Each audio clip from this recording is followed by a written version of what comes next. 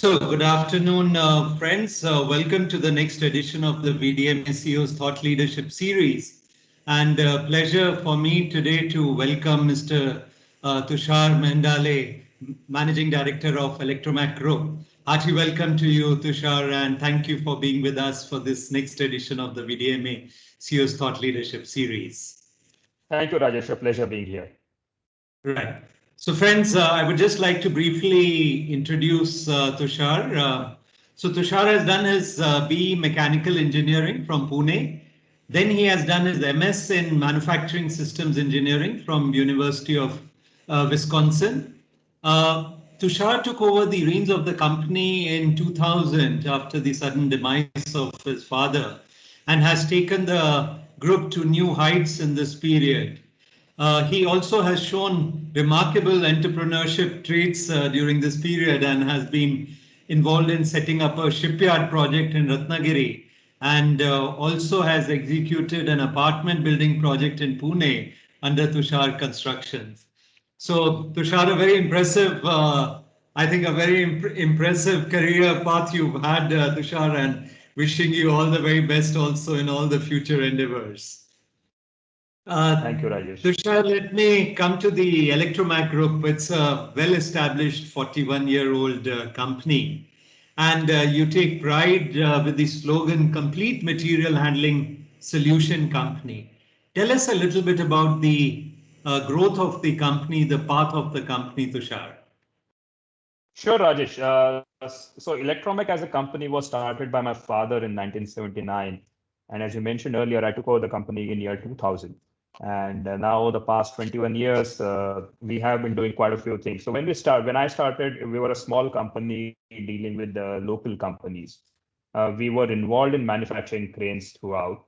And over the period of time, now we have grown towards having multi-location manufacturing facilities. We have our clients in almost across 60 countries across the world.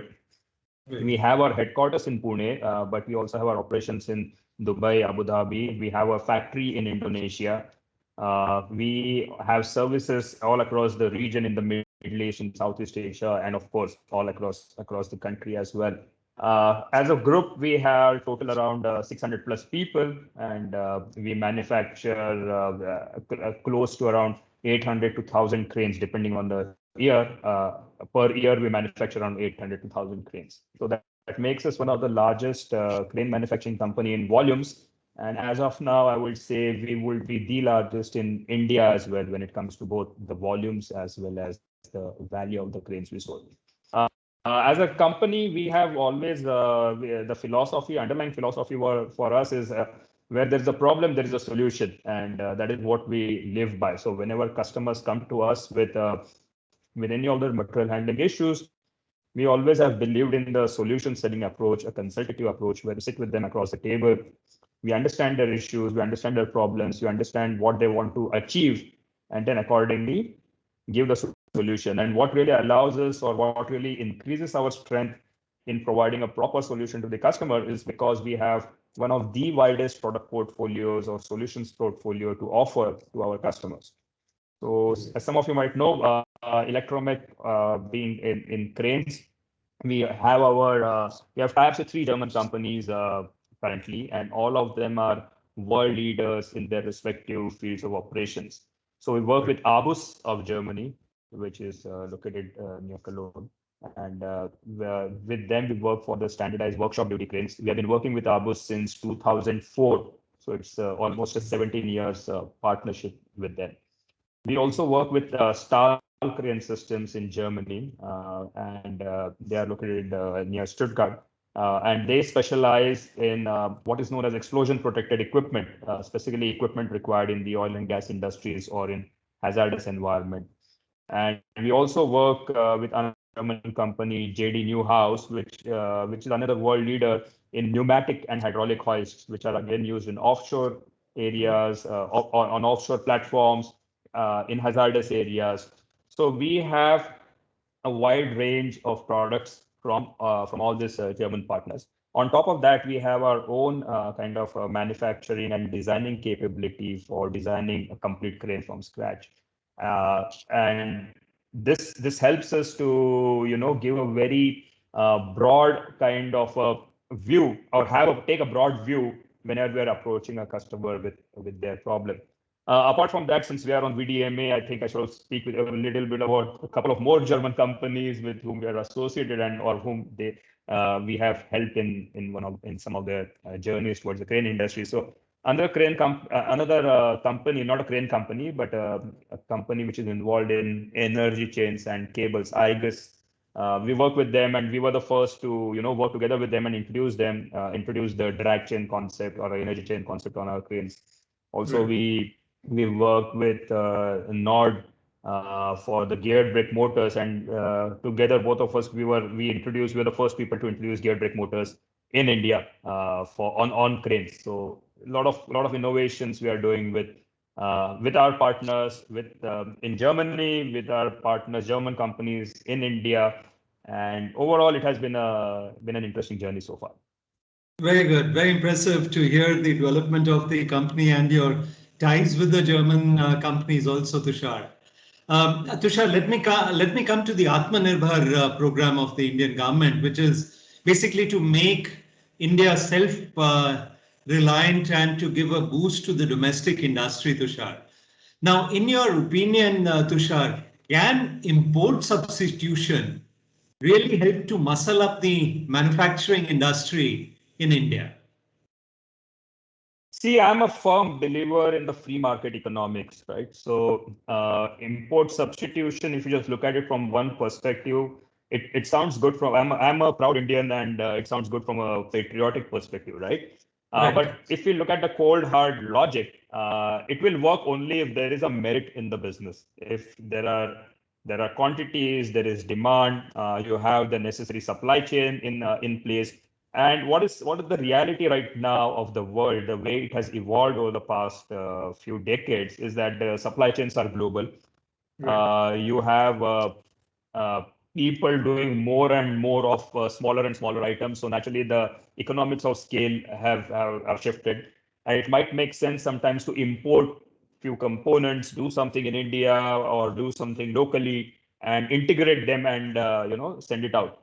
So import substitution can work in a way only if, let's say, to begin with, there are like artificial barriers in place, like tariff barriers, non-tariff barriers. Or maybe now the government has come up with a very nice scheme, which is the performance-linked incentives, which is applicable in a lot of other industries.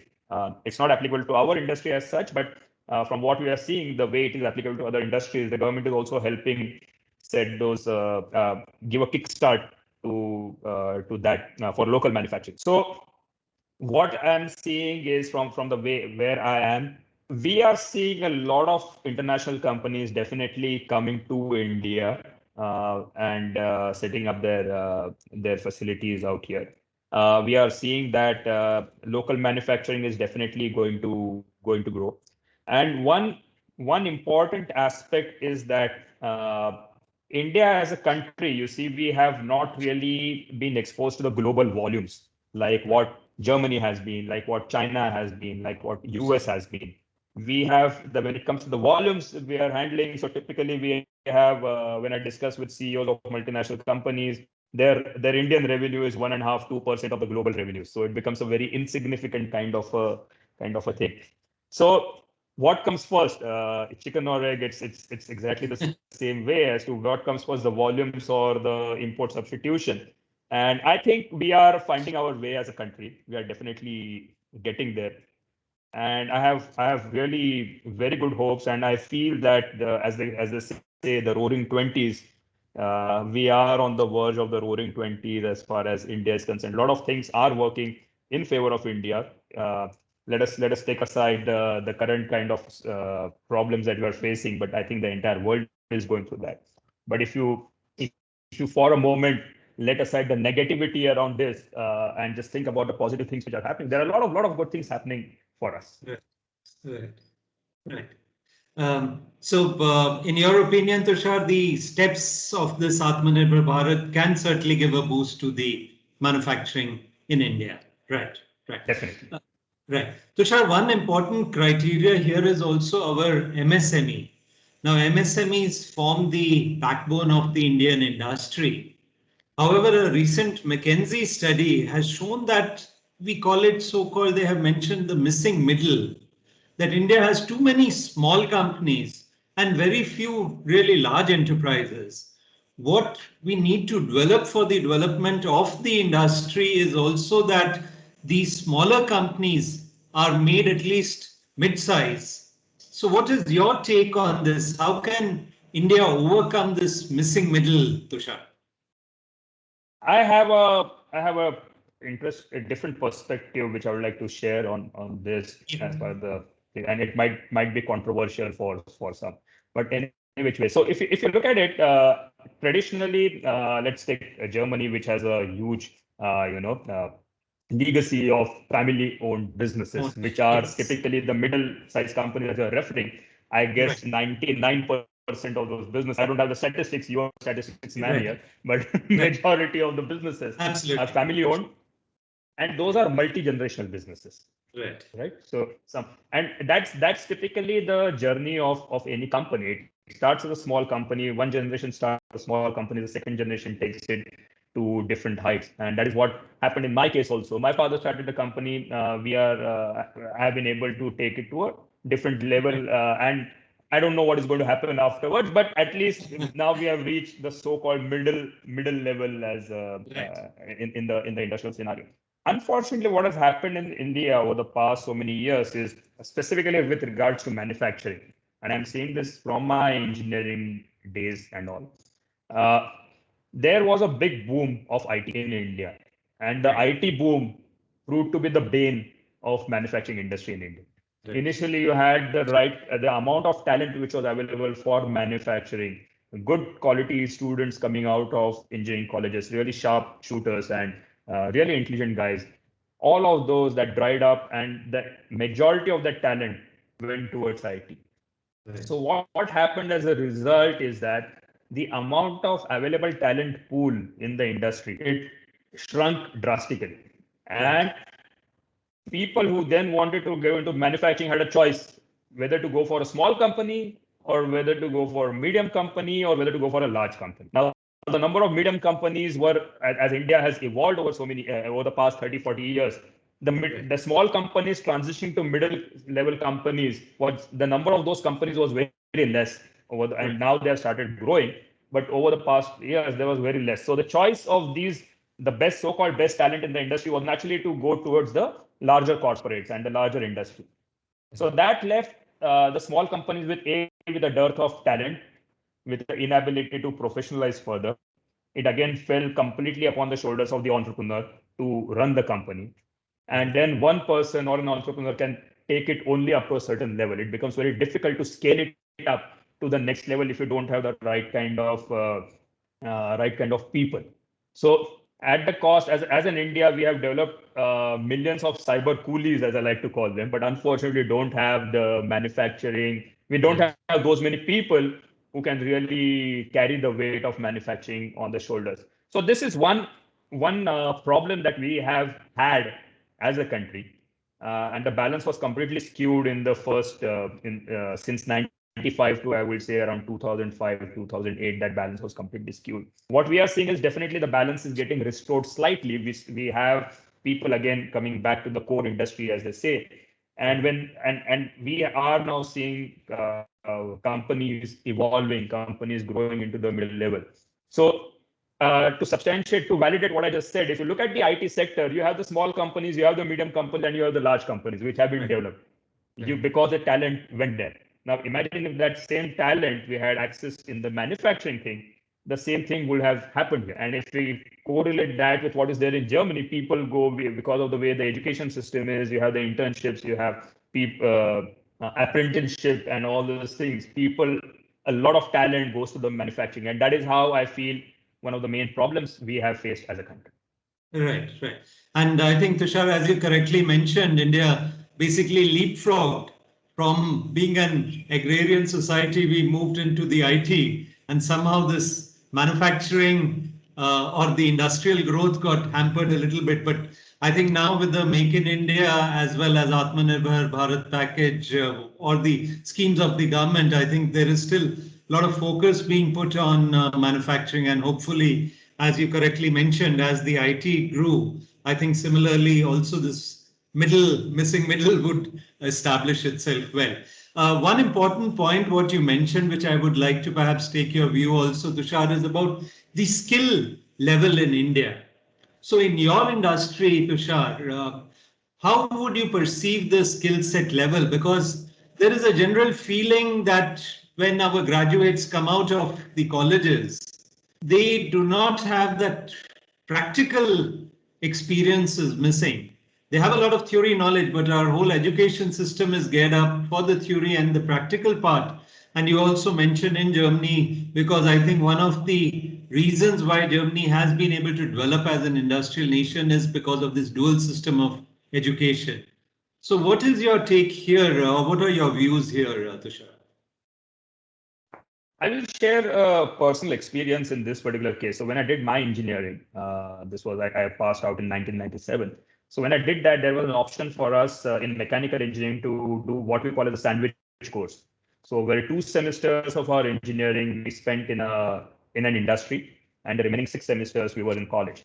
And what I realized, I benefited from the fact that during my education, because of my exposure to the industry and doing projects in the industry, at the same time learning from the college, that helped me a lot. Now, unfortunately, that is not really happening in India in a lot of colleges.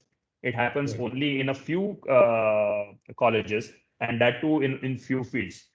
So that is something which we have definitely been missing as a country. And I would say the education system has also evolved or has also responded to the market needs.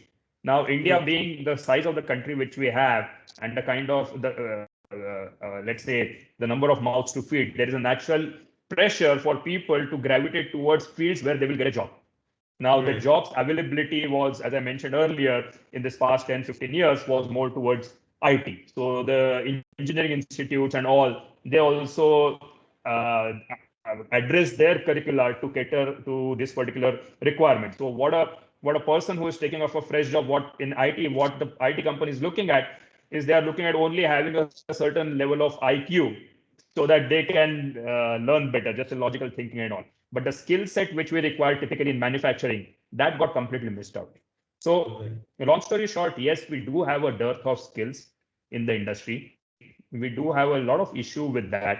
And in our company, and I believe almost all the companies, all the progressive companies, we typically, whenever we hire freshers from the universities, we actually subject them to 6 months of a boot camp in the company where they undergo training in engineering, in basics of engineering. Again, it's like we run our own small engineering college within our company, where we have, in fact, if you come to my factory, I will show you, we have a room which we call as University of ElectroMech. So that is where we really teach the people and make them capable for this. The same thing is applicable again for people on the shop floor. There is a serious dearth of skill, and I think the only way out of it for us, for companies of our size, is to really again train them within in-house and make them capable for delivering the kind of quality and the kind of productivity that we need. But yes, it's a serious problem. Right. And I think, as you mentioned, Tushar, there's been a lot of initiative on your side or on the company side actually to train these graduates. Yeah. Tushar, we spoke a little bit about imports earlier on.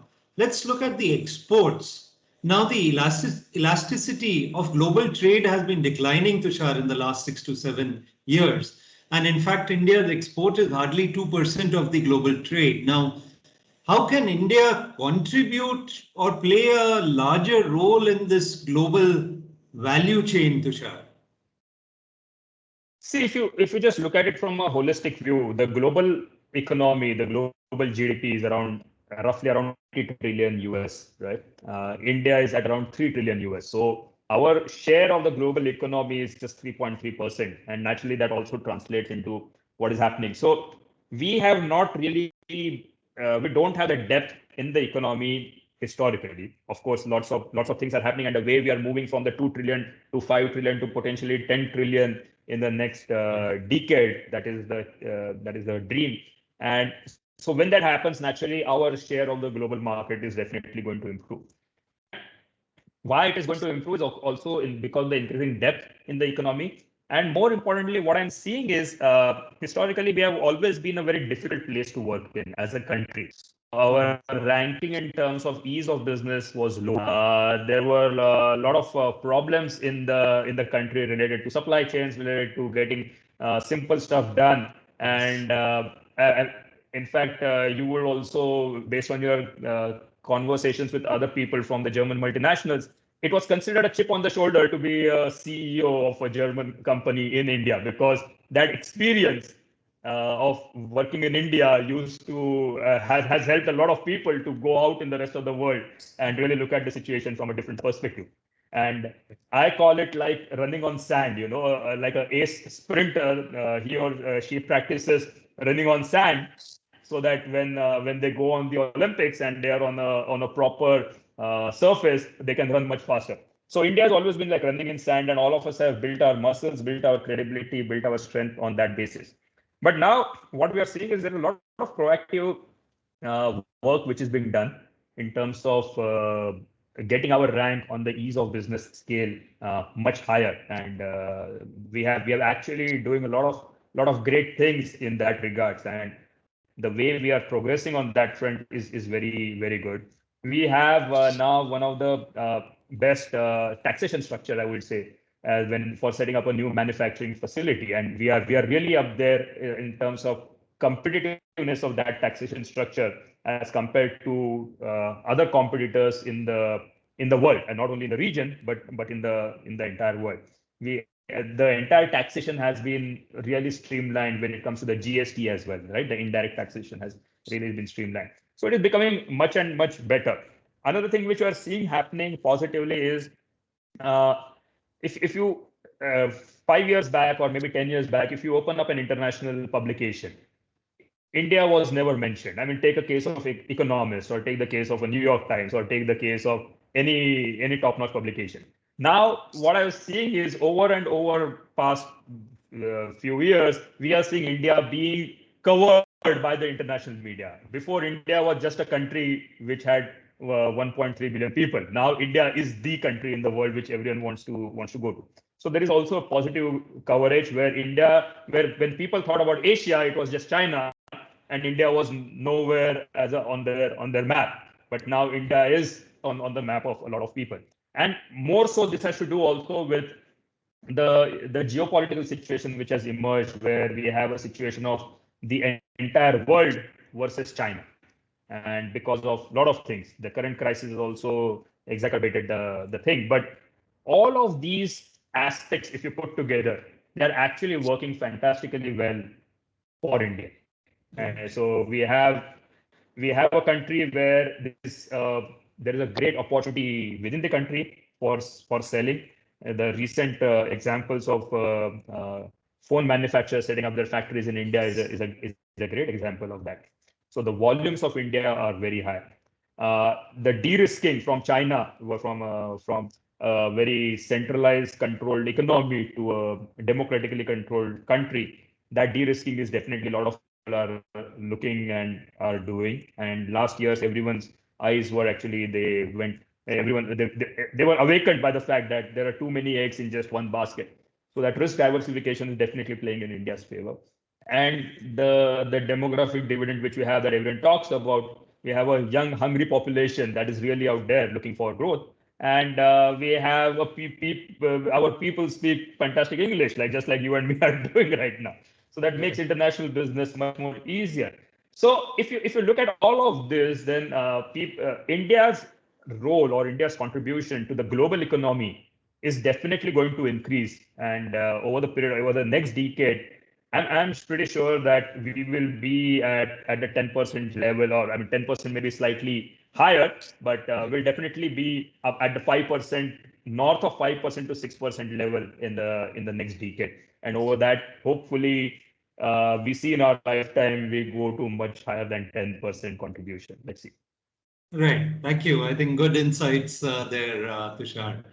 Tushar, now when we look at the industry, manufacturing industry, so smart manufacturing, industry 4.0, digitization, these are the buzzwords. Now, when we look at the material handling industry, Tushar, your industry is more a traditional industry, traditional engineering industry. So, do you see application of smart manufacturing or possibilities to make your machines industry 4.0 compliant? How is the development in the material handling industry, Tushar? See, principally, if you look at material handling, right, as an area, then in terms of, let's say, lean manufacturing or something, it's a non-valued activity, right? And one wants to eliminate a non-valued activity as much as possible or reduce it naturally to as lower level as possible. And that's what the entire world is evolving towards. But it's what we call as a necessary evil. It is needed. You can't make it zero. So we are happy because it's a necessary evil. That's why we are in business. but apart from that, what has happened right now is when the competition is increasing, when there is a race for shaving off each 0.1% from the costing, and in order to get that enhance the profitability or maybe reduce the pricing in the market and gain a foothold. Lots of areas people are focusing on to reduce the cost, and material handling naturally is one of the things. So we have in our systems, we have our own in-house developed platform, which we call as eMode, wherein our cranes are connected to our centralized server, and we get a lot of data which we get from the cranes goes on the server. We have analytics on that, and then we are able to provide dashboards to the customers, showing them how much they are using, what is the utilization, whether they have overspec the crane or whether they have underspec the crane, and what is the best for them. They can also get an insight into how their production is progressing, how they can get an insight as to whether there is an extra usage of the crane. So by looking at that, someone can actually redesign their manufacturing processes so that the flow is much more even, and it goes out. So there are a lot of things which are there. So as of now, as all of us know, the cost of sensors has dropped down, the cost of automation has dropped down. It's everything. It's commoditized. So we are definitely putting in place we have a ready-made platform which we are giving as a standard. From next quarter, it will be standard in all of our cranes going out of our factory, irrespective of whether the customer asks for it or not. It will be a standard feature in our cranes. Having said that, it's not that each and every industry necessarily has a use case that demands the amount of data. See, it's a good thing to have data for the sake of data, right? But whether that is really relevant, Absolutely. Whether that is material, whether that is going to make a difference, that it is what depends upon. So you can analyze to kingdom come and really get any sorts of things, but in the big picture, sometimes it might make any sense.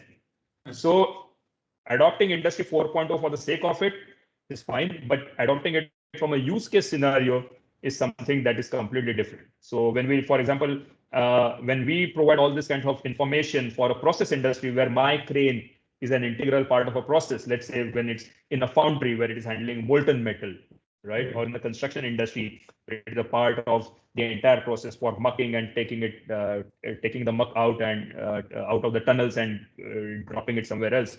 That is where all those parameters, all the data becomes very important. It becomes a very essential part of the OEE. But in some cases where it is not on the critical path, where it is more like a support equipment, then it's not really relevant. So yes and no, we are working on it. Use case changes from industry to industry. Right. Thank you.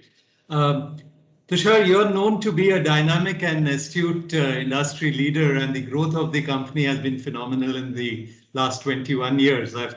I think in this period, 21 years, you've taken company to new heights, given it a global pace also.